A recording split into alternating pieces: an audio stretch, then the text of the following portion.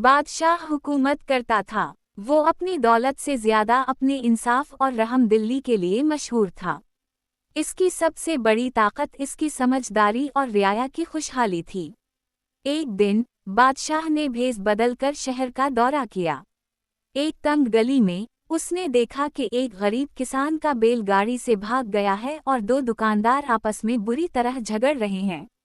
एक कहता था कि किसान का बैल इसकी दुकान में घुस आया और सारा सामान खराब कर दिया, जबकि दूसरा इल्जाम लगा रहा था कि बैल को उसके मालिक ने जानबूझकर छोड़ा था।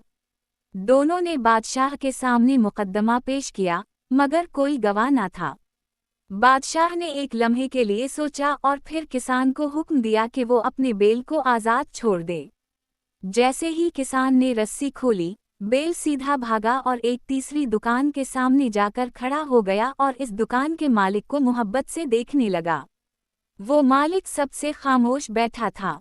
बादशाह ने फौरन अपनी असलियत जाहिर की और फैसला सुनाया, ए रियाया, ये बैल किसी पराये मालिक का नहीं था, बल्कि ये उसी तीसरे दुकानदार का है जिसने झूठ बोलकर इस मासूम किसान पर इल्ज़ाम लगाया। बादशाह ने वजाहत की कि कोई भी जानदार चीज़ खतरे में हो या सुकून में, हमेशा अपने असल मालिक की तरफ जाती है। झूठा दुकानदार शर्मिंदा हुआ और उसे सज़ा मिली। बादशाह बाबर के इस अक्लमंदाना इंसाफ ने पूरे शहर में इसकी शोहरत मज़ीद बढ़ा दी। रियाया ने इत्मीनान का सांस लिया और वो दिन आज भी बैल के इंसाफ के नाम से याद किया जाता है।